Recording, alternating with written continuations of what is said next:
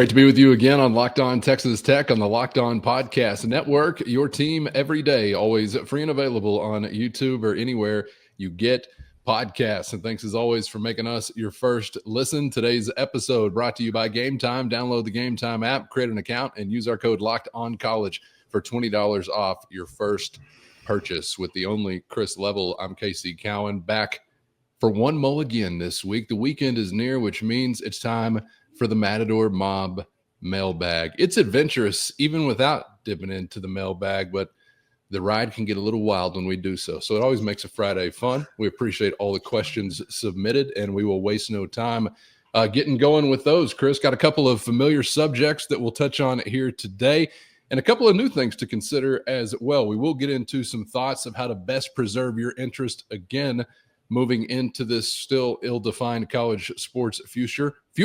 Some of that based in thoughts of an alliance and some UNITY between the Big 12 and the ACC, or at least those leading the Big 12 and the ACC. We'll get to that in just a moment. We'll also get to some possible hard truths as the reality for some sports setting in across the country, but we'll talk about it specifically from a Tech perspective and possible programs on the chopping block in this new era of revenue sharing. We'll get to that, and we're going to kick off our conversation in the world of hoops. You see the name Ben Henschel on your screen if you're watching on YouTube. You just heard it come out of my mouth if you're listening on podcasts. We'll get to him in just a moment. But something we heard coming out of somebody else's mouth made for a popular topic of conversation this week, and that was one Darion Williams, who was speaking with the media recently, Chris, and plenty of Red Raiders obviously noticing this and wondering aloud about some possibilities whenever it comes to Darion and time back at Texas Tech or time coming to an end at Texas Tech. So want to shout out everybody asking about it. Ron, Brent, Leo, Dell, Jonathan, Mikey,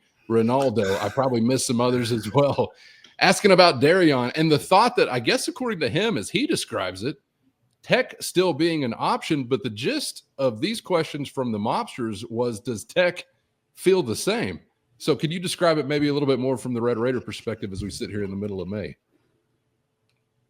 Yeah, I think I don't ever want to talk in like absolutes here as far as somebody's interest or somebody's standing with a certain situation. I think this one is complicated a bit. I think, look, Darion Williams and Texas Tech still get along. I think he's still been around here. I think he's got somebody out there on the Texas Tech staff out there watching this combine play out, supporting him and Chance McMillan. Really? Maybe watching Ben Henschel. Oh. All the same. But I think that if I was ranking it, I would say, is he going to get drafted? Is he going to another? Is he coming back to college and going somewhere other than Tech, or is he coming to Tech? I would rank Tech a distant third in that list. It's not that you don't necessarily want him back. I just think things have kind of progressed to a certain because he says Texas Tech's still an option for him. To which some fans say, yeah, absolutely, why wouldn't you? And I get it. I think had he said that Texas Tech was an option for him and not gotten into the portal and done some different things way back, a month ago, this may have played out a bit differently. I think he used some leverage that he had at the time. I think you at that point had a responsibility to put a team together and to go portaling and to try to figure it out rather quickly, as you had very good options available to you at that point and money to spend. And I think because of how far we've gotten there, nothing has changed. You need a guard, and he doesn't check that box. I think he did wonderful things for you. Again, I'm not going to say there's just no way he's coming back here, but it almost doesn't really fit now. Or somebody else gets squeezed, one of your new pieces, and maybe let's keep in mind, all these NIL contracts that you signed with the Matador Club and all that, they can get out of these up until like one of the last weeks in June. They can walk. and they're no longer, now they're walking away from that contract, and so you've got, all of a sudden you've got that money. But I mean, he's been replaced in many ways. His role, the budget slot, the way you've built this thing, and if he comes back, I think you squeeze somebody else, and and yet you still need a guard, right? So anyway, it's that one is tricky. But my hope is he gets drafted. If not, I think he's sitting on a guarantee. I think he's sitting on a guarantee from Ohio State and maybe one from Kansas as well. But I think he's got that in his back pocket. That's what I think. It's cold in Columbus, dog. Don't even worry about that. And it sucks in Lawrence no matter the season. So don't worry about that one either. Let's go professional basketball. And I just can't. I love Darion as a player. He's a Red Raider legend. Wherever he winds up, there will be a small asterisk if he winds up elsewhere in the Big 12 Conference. But I don't know if I can take that, seeing him in another uniform. I know he wasn't homegrown. Hell, we took him out of somebody else's uniform. But I still really feel like he bloomed here, Chris. He became the best version of himself. And I guess just for the time being, I don't want to limit him, but the best version of himself as a basketball player, obviously being on an all-conference list and things like that. So I'm rooting, obviously, for some professional opportunity for him. I think you just answered another question that Devin had asked us about thoughts on him being a primary ball handler addition to your team, because he had it in his hands fairly often, but that's just not really what you're looking for, I don't think, when you're describing primary ball handler right now. You need another guard. He would be termed a point forward in the way I'm looking at it. Like, who can you? I mean, I don't think he can guard opposing point guards or two guards consistently. I mean, it's all about who you can match up on defense too, as much as what you're doing on offense. He can absolutely handle it, but yes, you need another guard. You need somebody that can. And again, maybe this is the young man from Minnesota, Nolan Groves. Maybe we've Grant may have a better feel for Donovan Atwell, one of those type pieces that can do some different things, and maybe we've misjudged it a bit. I guarantee they will have a better feel for it. But again, I do think there's a reason that you are very intrigued by Ben Hanchel and have a pretty nice offer on the table, if you will. And the thing about D5 is I think I said this like 2 months ago. I just have always thought, and the way it was playing out, he was really good, and he didn't play in all the games that maybe you wanted him to play in, and I don't know all the details there and all that, and some have different opinions about it than others. Trust me, even outside the Texas Tech family, they do, because I've heard from some of them. We'll tell that story maybe somewhere down the road. But I just always thought he was kind of done with this phase of his life, right? But the reality sets in that, okay, if because I've seen him mocked 40th and 45th, this is non-guaranteed money. This is second round money. You're not even guaranteed to make the team. And yet you could be sitting on a multi-million-dollar offer to go to college. While you may be done with it, at some point it's bad business to walk away from some of that and a soft place to land. But 100%. But that's playing out in the coming days and week or so. By toward the end of May, we should have a much better feel for where all of this piece of the puzzle lies, whether it's Williams or Hanchel or whatever. I don't want to see it, but I'm preparing to see him in a different college basketball uniform. I think that's the thing that makes the most sense and has all along for him to continue his college career. And by sense, I mean makes the most dollars and cents. Okay, thank you guys for that question. This question about a name you already mentioned in Ben Henschel, and I think you just got into a little bit of the timeline, which we had Travis, Jeff, Nathan, we had Kyle, we had Lance asking about Ben. When a decision could be coming down the pipe, do you think Texas Tech is in a good position? Are there other targets that we should start considering or get familiar with as far as names? And Nathan was asking about, which I guess I'm not up on or I must have missed, but perceived difficulty in getting him into school. Is that a thing or something to elaborate on? I wish I had better info here on this. This is a complicated one. Okay, so you were kind of I think flirting with a Miami guard recently. I think there was some chatter about maybe that being difficult to make that work for whatever reason, and then you kind of become aware that they're not really going that route.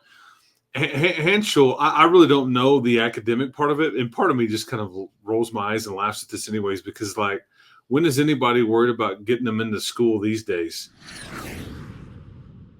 First, today's episode brought to you by Gametime. Imagine watching your favorite team at the college basketball tournament live, feeling the energy of the crowd, witnessing unforgettable moments. We all know there's nothing like experiencing a big game in person, and getting tickets shouldn't be stressful. That's where Gametime comes in, making it easier than ever to grab last-minute seats at unbeatable prices. With Gametime Picks, curation makes it even easier to find better value for tickets to sports, concerts, comedy, theater, and more. And the one and only lowest price guarantee, which means you get the lowest price or Gametime will credit you 110% of the difference. Plus, peace of mind with seat views before you buy, no surprise fees, and the lowest price guarantee. You can book with total confidence. So take the guesswork out of buying tickets with Gametime. Download the Gametime app, create an account, and use our code LOCKEDONCollege for $20 off your first purchase. That's LOCKEDONCOLLEGE, Locked On College, for $20 off. Download Gametime today. Last minute tickets at the lowest price, guaranteed. When is anybody worried about getting them into school these days? What are you worried about, some GPA and all that? I know some coaches do, because they'll tell you about them in press conferences because they get paid bonuses off of them. So right. that's a real thing. I always laugh, and it is a good thing. Don't get me wrong, but it's funny when I always hear like coaches go, "Yeah, man, we had the highest GPA for the team this past semester." The only people that care are that coach and his agent. because okay, so yeah, so because there's language in these contracts that are structured as such to where you get bonus money off of some of that. Yeah. As far as like timetable, I've tried to ask people that I think would know, like in the industry, hey man, this guy's an international dude, so which deadline applies to him? Because there's a deadline coming up at the end of May. I think it's like the 29th, I think it is. If you want to like maintain college eligibility, you must pull out of the draft. And then I was told by an assistant coach on the West Coast that, well, he's an international player, so his deadline is the one like later in June. So I really couldn't tell you. I really don't know which is which. And then I'm like, but he's been playing against grown men and for money over in Perth. So like, I don't know. So it's a bit tricky. Obviously, you've almost got me back to eye rolling territory thinking about that part. Yes. But Grant and them must feel like they can get him. They've already vetted him enough to where I think there's an offer out there. So I guess they'll figure that part out. Chris, does that, what you just said in and of itself, answer the next question, I think, from Kyle, who said, if you could flip a switch, have one, D5 or Ben Henshaw today? The way your team is currently constructed, I would say Ben Henshaw. I think, which is kind of crazy to suggest, and it's not a knock on Darion. It's just with everything that you already have in place, you're just missing another guard / facilitator.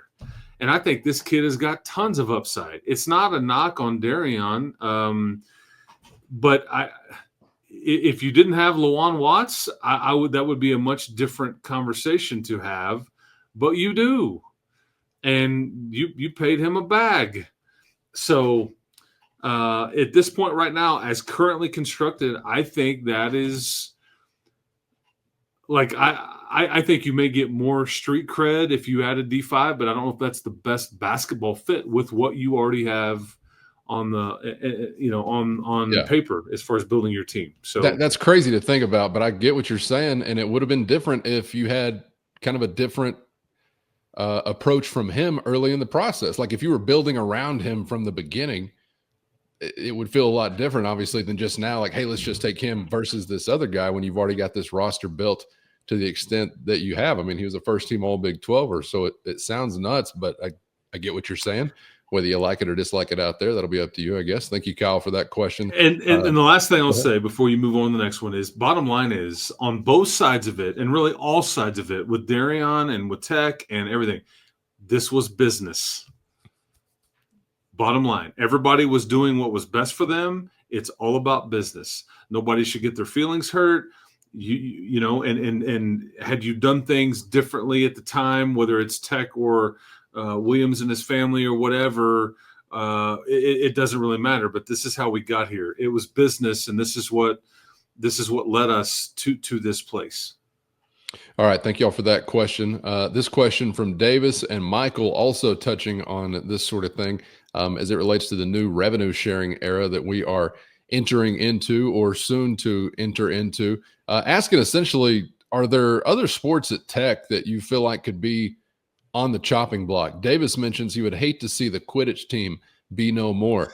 Michael's saying, do you think we could even get rid of some more notable athletic programs like a baseball program, as an example? That seems kind of extreme, but what do you think, man? We're talking about some uncharted waters. I can't pretend to know what is on the horizon. I think that Texas Tech has gone out of their way to with the stance of we will not do away with our current programs. I think that's their stance right now. Does that stance change? And I think you're in a bit of a, you know, as we go forward with whatever the rules may be or the House settlement, all those things, I think you're also in a bit of a different situation than some are, because you also have the NCAA minimum number of sports required to be a member. Yeah. You know, because I mean, I've wondered about like tennis. Now, you did really good in women's tennis. I've worried about, like, you know, women's golf, or, you know, some of the things that you just don't really think about, hear about, whatever. But I mean, track is well supported. And I'm talking about that from they have outside support. Softball, we know this. Soccer has gotten some of that. Baseball is going to exist. I think, you know, I don't know, like your cross countries, some of that, I don't even know if that's really doing anything as far as trimming any cost, or that would be the goal, right? Is you're trying to, like, you know, all the different stuff from a track and field there. But I need to say to you, and I think I've said this before, but some of these programs are having their budgets cut just a titch. Everybody's getting a bit of a haircut. I would be willing to say that to you, that everybody except for men's hoops and football are getting their budget cut just a titch. Well, so, you've spoke on this before too. Who knows what the future holds, but maybe there is some type of buffer for Texas Tech and those non-revenue generating programs as compared to some others, if there is to be some more crossover, say, between the university and the athletics department financially, or, you know, your president's office being on the same page as your athletics director's office. And it's not the same situation everywhere, but we're also, I think, right, talking about a reality up to now where Texas Tech's athletics department has not been dipping into the university coffers, for lack of a better term, I guess, for funding like some others have. No, they haven't. And I think they're about to start. I think that everybody understands that you're sitting on a giant mountain of money that I think has just been earmarked for certain things. But I think that you will not crazy, because some of these places, like, we got a $50 million loan, we got a $60 million loan. We giving $20 million a year. I mean, to something like Houston, the Arizona schools. I mean, you know, Iowa State was taking shots at Iowa from the COVID stuff. I mean, right. but you've never really dabbled in that. But I think you will at least minor in it some going forward. I don't know what all that looks like. I think it's a bit tricky because tapping into some state funds, there's some logistics you got to maneuver through. But I do believe that, and this is where you just credit President Skuvanik, because I think he is motivated to try to help. He gets it. Not every school president does. And the line from the program that we always use is when James Caan was like, 80,000 people don't show up to see a chemistry experiment. Now, he was a bit more colorful with his language there, but them's the facts. A bit more colorful with his language, yes. Yeah. All right, thank y'all for those questions. This question on a different subject from John, Rich, Ben, and Leonard, asking about essentially the thought of some unity between either the ACC and the Big 12 in general, or possibly even the upper categories or echelons of those leagues, finding some unity in order to combat Big 10 and SEC encroachment. Is that an idea you would buy into being, worthwhile or appropriate? Or the other side of it, I think this was Leonard that was proposing this, is the thought of just winning within this status quo, within the Big 12. Is that the best path to legitimacy in the eye of the beholders, as they put it? What do you think? First, today's episode brought to you by WayFair, and there's nothing after the holiday hustle to get you back into a routine like decluttering, refreshing, and giving your space a little TLC. Whether you're tidying up, cleaning out, or just want to give your place a new look to start the year, WayFair has everything you need, all within your budget. And their huge selection makes it easy to find that specific item to fit your style. Plus the free and no-hassle delivery, even for the bigger stuff. WayFair's site is so easy to navigate. You're going to find everything you need in no time. And there's something for every style, every home, no matter the space, no matter the budget. So give your home the refresh it needs with WayFair. Head to wayfair.com right now. That's WayFair.com. WayFair, every style, every home. I don't know what's going to happen with this deal. I was pleasantly surprised. I don't know if it's going to hold any weight, but I think I was pleasantly surprised earlier this week with some of the quotes and some of the opinions coming out of the ACC meetings as related to the college football playoff. And like, this isn't fair. We don't like this. We're not standing for anything less than 3 bids at a minimum and all the things. Anyway, they were very outspoken out of the ACC. I don't know if they're looking for a partner. I think that there is reports out there that the Big 12 and the ACC are working together. They're offering counter proposals and all that. I will tell you that I do think the ACC has more to – they have a better case as it relates to their football product right now than the Big 12 does. Again, as it stands right now, because I think, they had 2 go in last year. They had Miami that was just right on the cusp of being involved. And I think they're expected to have – Clemson may be the number 1 team in the country preseason. SMU's thought to do good. Miami again. Florida State's hovering around there. Louisville's supposed to be good. On and on. They don't really have like blue bloods either, but they do have brands. They have logos when it comes to Clemson, Florida State, and Miami. And maybe they're new bloods. Yeah, they're right. not blue bloods, but they're new bloods or something like that. But yes, I don't disagree. And there's some markets and all that stuff. So I don't know if you're aligned with them. I don't know if you have the same cachet as maybe they would, and part of that is where you're located. So that's a good question. I do think, though, that working together, whether it's along those lines or a schedule alliance or whatever, because you're kind of all you've got, unless you just want to fight it on your own. But, I mean, there's strength in numbers and all that. I just don't know in this whole deal, like, who you can trust, who you can't. But I do gather that these leagues are – at some point simpatico with some of this stuff. I just don't know how deep those ties would go.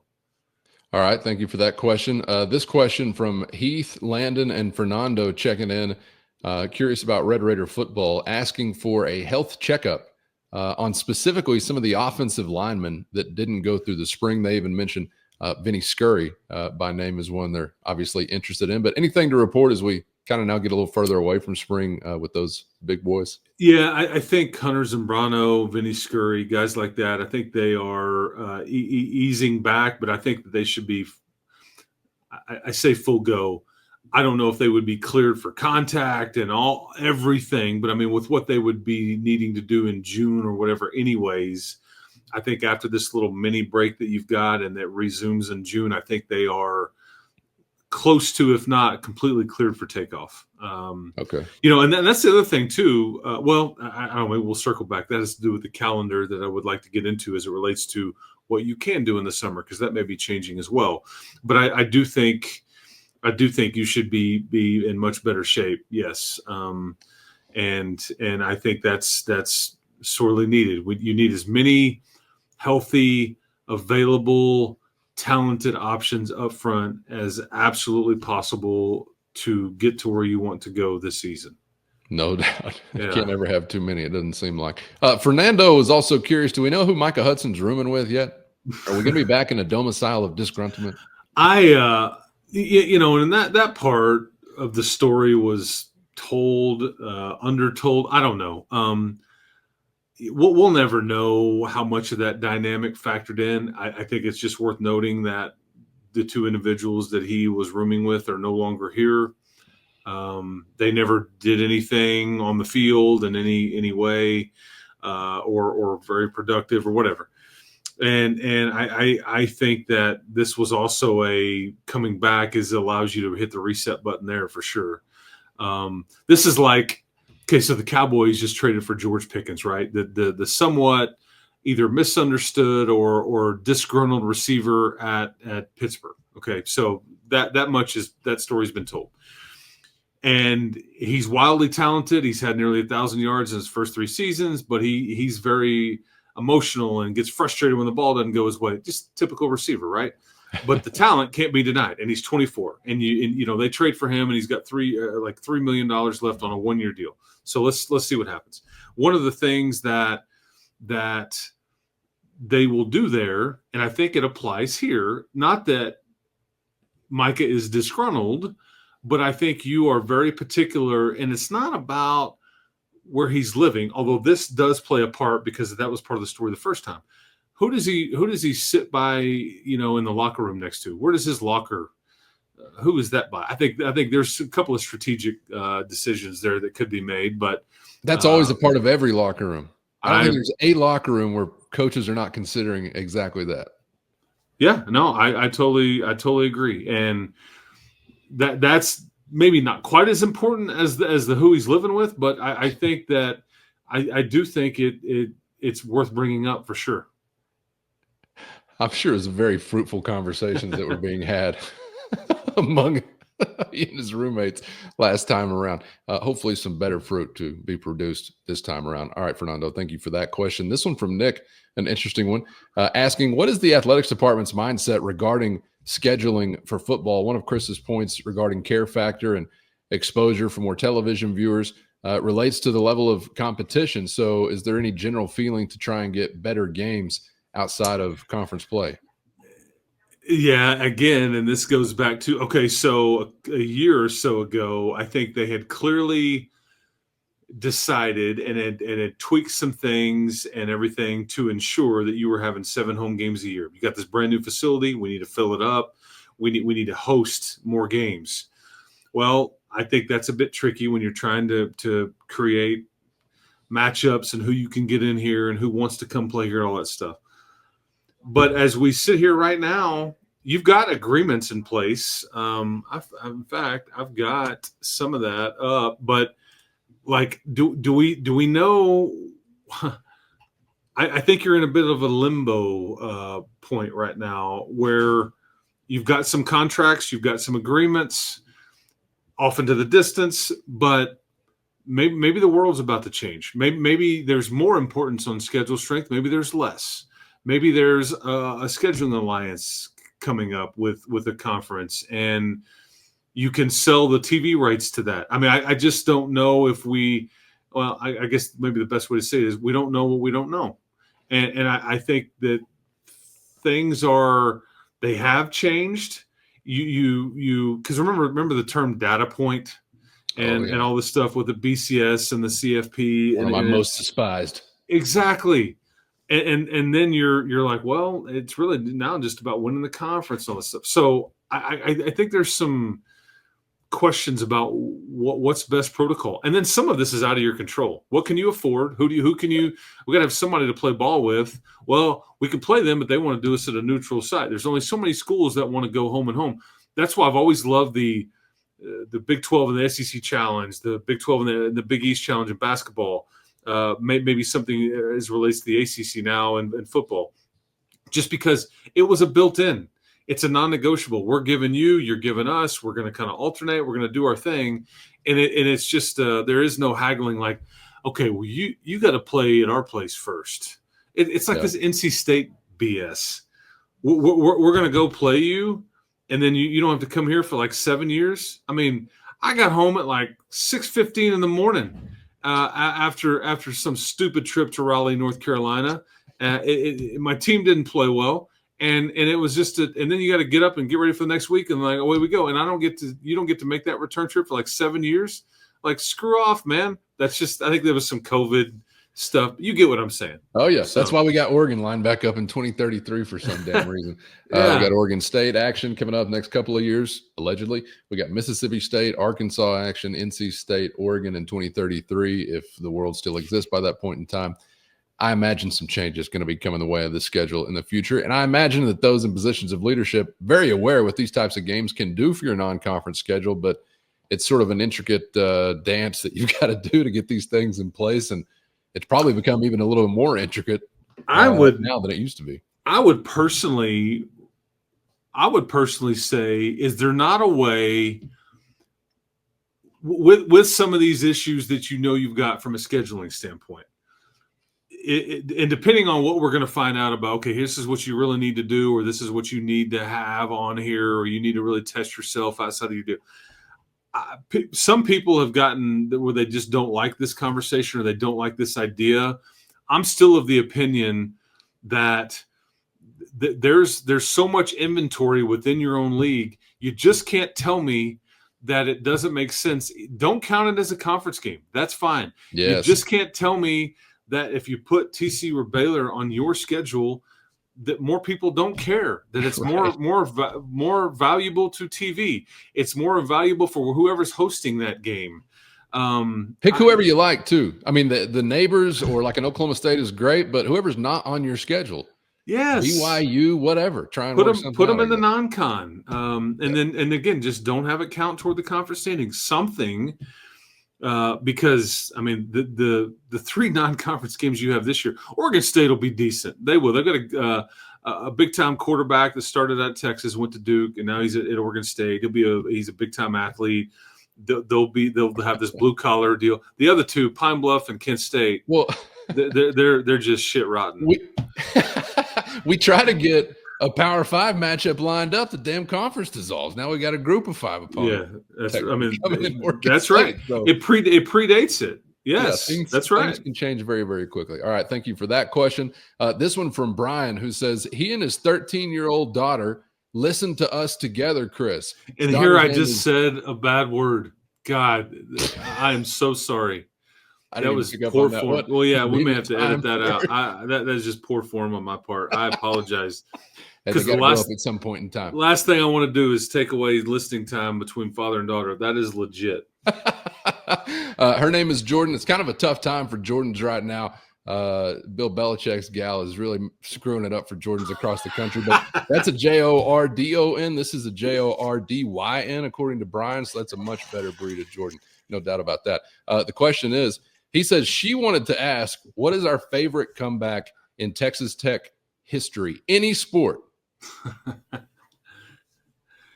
Jordan, great question, and I will wash my mouth out with soap and learn my lesson until the next time I need to wash my mouth out with soap.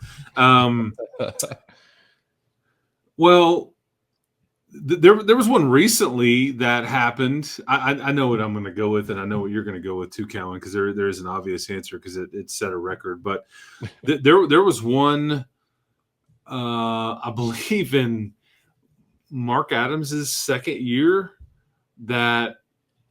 which was just a few years ago, that I think you came back against Iowa State from like 20. This is basketball, from like 24 down. I'm trying to remember exact, but like it maybe it was even more than that. But it was stunning. Like I couldn't believe it. But yet it didn't really matter, and it didn't. You were having a terrible year, and it just kind of. I think it made some news just because, like I mean, biggest comeback in school history, I think, on the hardwood, but. The game in Tempe, Arizona, that was aired on the NFL Network against Minnesota that got Glenn Mason fired has to be the answer, doesn't it? Pretty hard to beat. Yeah. Yeah. I was trying to think outside the box and just get creative because I knew that would be justifiably so the most popular choice. I was also thinking about another hoops moment, Big 12 tournament time once upon a time, and a guy that was crowned on that broadcast by the broadcaster as the Teddy Roosevelt of the Big 12, because he's the leader of the Bull Moose Party, was Mike Singletary. I think it was about a 54-35, something like that, advantage for the Aggies. So when they're still in the league. And then Singletary himself goes on a run that like I've never seen the likes of, and he winds up scoring 43 points. He had, did he 28 get 20 in a row? plus in a row? Yeah, 28 in a row. I was Insane. there in Oklahoma City watching that. I was there with a mutual friend of ours, Aaron Dickens, that you know and did radio with several times. And here's my favorite story about that I remember. I'm thinking, like, I just saw a unicorn. They all say that anytime you go to a stadium or an arena or a baseball field or whatever, that there's some, when you go to a game, you're going to see something you've never seen before. Okay. It could be minor, it could be major, whatever. And sometimes it doesn't even have to do with the game, but whatever. So this night, I'm like, this is, and I guess it's playing out. I don't really know that he's scoring all of these points in a row. They just kept feeding him, and he's scoring. I think I'm right. I think it was 28 points in a row. And here's what is fascinating is that I thought, okay, you come back. He pours in, close to 30 in a row. And it didn't even lead off the basketball highlights on SportsCenter that night. You want to know why? It was the same, because keep in mind, this was conference tournament. It was one of the 2 years where they put the Big 12 tournament in Oklahoma City. They moved it to Dallas and OKC. This happened the same exact night that UConn and Syracuse in Madison Square Garden, I think, went to 6 overtimes. Yeah. And Kimball Walker was just like, so you got kicked to the curb for the garden party. But we still remember it, Mike. Yes, we do. We still remember it on yes, we do. Texas Tech. I was also thinking about Mike Leach's comeback against Kansas, 25-point deficit, and you win 31-30. There's a huge Torian Henderson run in the midst of that. That was one of the first days I thought, wait, is this a thing that this coach just does and makes a habit out of? Because that was unbelievable. Still one of the most unbelievable football results I've ever seen. Yeah, was that Cumbie's year? That was 2004. So because Cumbie, there were several passes batted down that game, and so that there's always these dynamics and lines of questions that get from week to week, and there are different storylines. But he was like, after that game, he was like, "Hey man, you can start working against a lot of your passes got batted down and all that stuff." And so anyway, that was that storyline for the next week. But you're right, everybody was like, the franchise ran up the middle for, was it a screen or a draw? It was a draw. Yeah, 70 yards. Yeah, and he just took off, and we all Leach would hand it off in that moment. Of course, he's turning to the ground game. Yeah, that's right. I was just refreshing my memory with some of these others. 21 points against Texas Christian in 2004. You win 70-35. You're down by 18 against the Aggies in 2002. You win by 1 in overtime. That was a Cliff Kingsbury ball game. Man, there's some great ones to think of. Thank you for that question. I love to have that portion of our Red Raider memory jog. There are some recesses of that Red Raider memory. I don't like the jog all that often, but that one was the TCU one. Was that was also 2004, I believe, and that was 2004 as well. Yeah, you had already lost to New Mexico in Albuquerque, and it wasn't going well. And I remember when you're down 21-0, I was on the sideline, and Bill Biedenbaugh was like, he was the offensive line coach, still coaching OU, one of the best offensive line coaches in the game. He just kind of looked over and he's like, "We're going to get fired." I was almost like, say that again, because that's not the way the world was at the time. You don't really see, the internet was different, the news cycle was different. There's not this pressure to win crazy right now. But I mean, you're down 21-0. They'd already lost to New Mexico, which was a bad look for a Texas Tech team, and yet then you just put up 70, and then you would go on that year. I think you did the same thing to Nebraska. I remember being on the sideline then, and a Nebraska player was hiding from the TV camera with his helmet so the TV camera wouldn't catch his face because they were getting worked. But yeah, Gary Patterson got him a dose that day. That was a Bristol Olamua game. He caught a tutty in that one. That's right, the rare Bristol Olamua mention. Yeah. You know, it's a good episode when we work one of those in. All right. Thank you for that question. Coming up next, this question, let's see here let's get to this one because I thought this was kind of interesting as it relates to some things we've talked about this week and the uncertain future for college sports. This one from Michael asking about how you see some of the private schools fitting in to this next big shakeup, whether it's a Baylor or a Texas Christian. What do you think the reality could be from them? But to hear that answer, you're going to need to be a Matador Mob insider. So hit the show notes and find a link to a free 14-day trial. For those on the outside, we leave you here. Make sure you're subscribed on YouTube or anywhere you get podcasts so you never miss a thing. And become a Matador Mobster today for less than a cup of coffee a month so you can get the full Mailbag experience next week. Have a great weekend, everybody. Chris, thank you for your regulation time this week. On to the OT, man. Appreciate you. Keep hope alive, everybody. And again, shout out to father and daughter Jordan there for the finale there. We appreciate it. And we'll talk to everybody next time.